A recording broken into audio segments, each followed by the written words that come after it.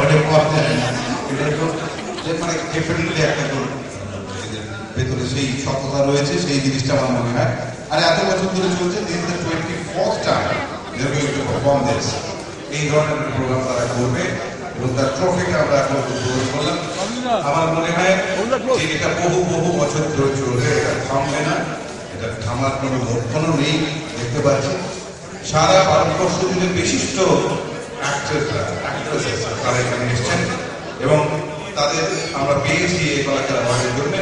আর কোনো অ্যাওয়ার্ড ফাংশনে কিন্তু এই ধরনের মানে অল ইন্ডিয়া আর্টিস্টদের আমরা দেখতে পাই না, যা এনারা নিয়ে আসেন। ভারতে যত award function award, star plus, star dust, film fair, সিনে অ্যাওয়ার্ড, মানে আর জানি না কত অ্যাওয়ার্ড, ছোট থেকে শিখছি সব হয় বম্বে।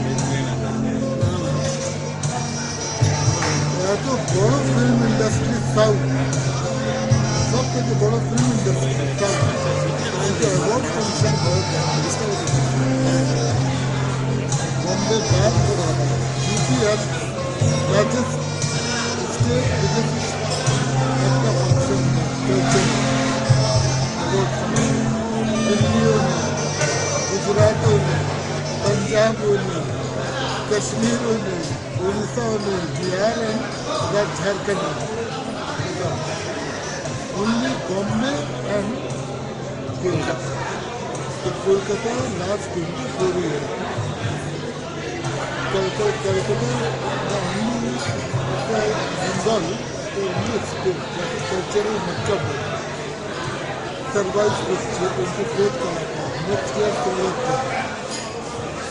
এই অ্যাওয়ার্ড টাকা দিয়ে হয় না, টিকিট সেল করে হয় না, যে টাকা দিচ্ছে ওর একটা রাখছে।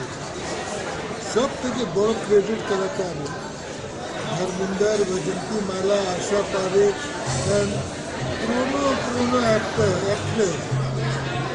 ওরা লাইফ টাইম পাচ্ছে এমনি অ্যাওয়ার্ড জন্য। এটাই সব থেকে বড়। আসলে কলকাতায় বিভিন্ন ধরনের